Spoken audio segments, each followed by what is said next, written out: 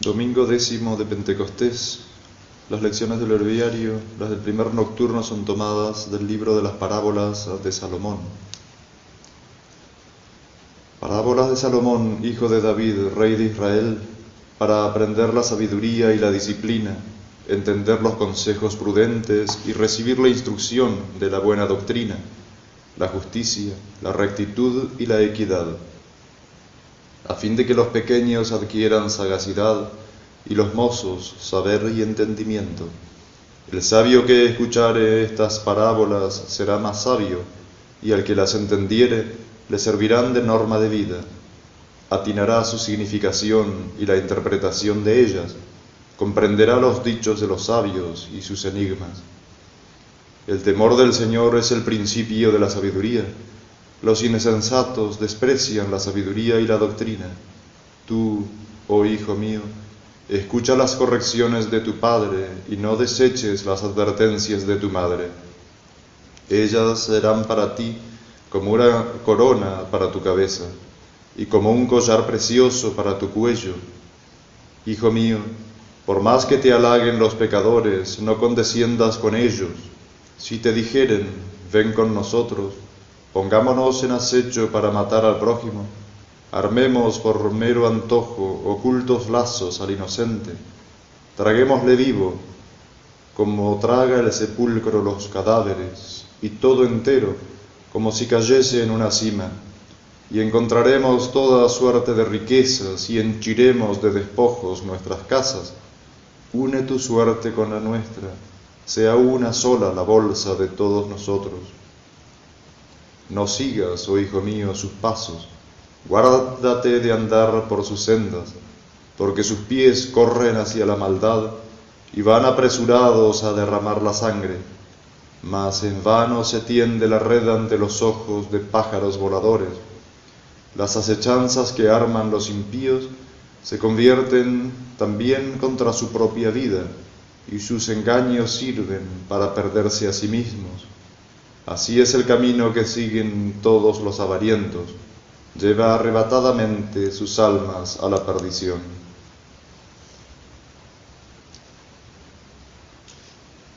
Las lecciones del segundo nocturno son tomadas del Tratado de San Ambrosio sobre el Salmo 118. El temor de Dios es el principio de la sabiduría, dice el profeta. Pero ¿en qué consiste el principio de la sabiduría, sino en renunciar al mundo? En efecto, amar las cosas del mundo es locura, ya que, según el apóstol, la sabiduría de este mundo no es más que la locura ante Dios. A pesar de ello, si el temor del Señor no se fundara en la ciencia, de nada serviría. Por lo contrario, sería muy perjudicial. Los judíos son celosos por Dios, pero como su celo y su temor no se basan en la ciencia, desagradan más y más a la divinidad. El temor de Dios los mueve a circundar a sus hijos y a observar el sábado, pero ignorando que la ley es espiritual, practican la circuncisión del cuerpo, no la del corazón. Mas, ¿por qué hablar de los judíos? También hay entre nosotros quienes temen a Dios, pero con un temor que no está conforme con la ciencia, ya que imponen obligaciones tan pesadas que no pueden soportarlas la debilidad humana. Hay temor en ellos en cuanto muestran mucho interés por la observancia de la ley y la práctica de la virtud, pero hay en ellos ignorancia en cuanto no saben compadecerse de la fragilidad de la naturaleza ni apreciar sus posibilidades. Por lo tanto, no hay que tener un temor mal ordenado, porque si la verdadera sabiduría empieza por el temor de Dios, y la sabiduría espiritual no existe sin el temor de Dios, tampoco podrá darse este temor sin la sabiduría. Un temor de Dios bien ordenado sirve de base a la palabra divina, porque así como una estatua tiene siempre un pedestal, y este pedestal en que reposa le da más gracia y le ofrece un firme apoyo, Así la divina palabra se encuentra mejor asentada en un temor bien ordenado y más fuertemente arraiga en el alma que teme al Señor. Este temor impide que la divina semilla caiga fuera del corazón del hombre y que se aprovechen los pájaros de su incuria y negligencia para arrebatársela. Las lecciones del tercer nocturno son tomadas de la lección del Santo Evangelio según San Lucas. En aquel tiempo dijo Jesús a ciertos hombres que presumían de justos y despreciaban a los demás esta parábola. 2 hombres subieron al templo a orar, el uno era fariseo y el otro publicano.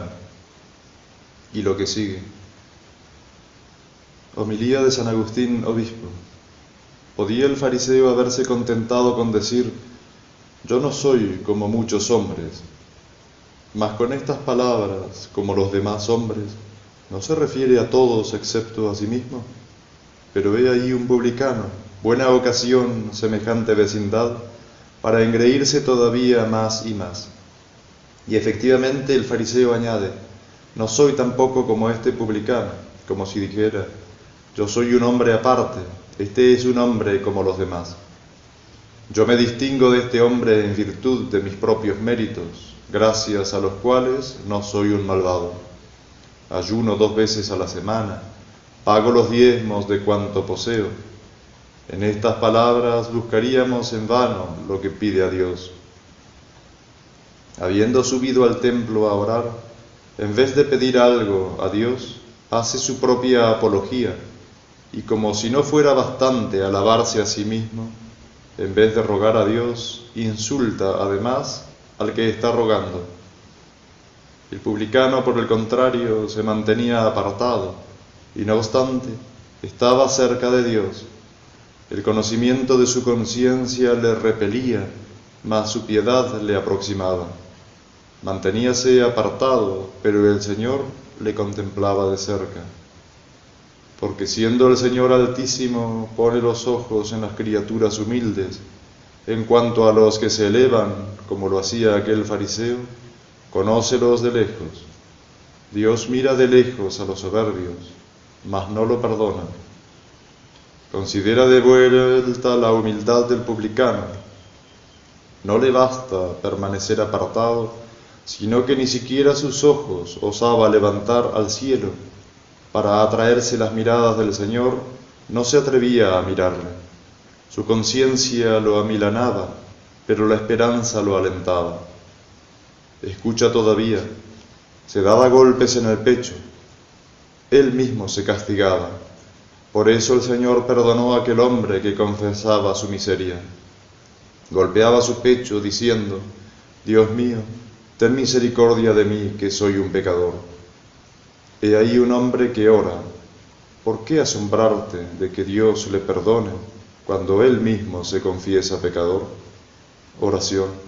Oh Dios, que manifestáis principalmente vuestra omnipotencia, perdonando y compadeciéndoos, multiplicad sobre nosotros vuestra misericordia, a fin de que, corriendo en pos de vuestras promesas, nos hagáis partícipes de los bienes celestiales. Por nuestro Señor Jesucristo, que contigo vive y reina en unidad del Espíritu Santo, Dios, por los siglos de los siglos. Amén. En el nombre del Padre, y del Hijo, y del Espíritu Santo.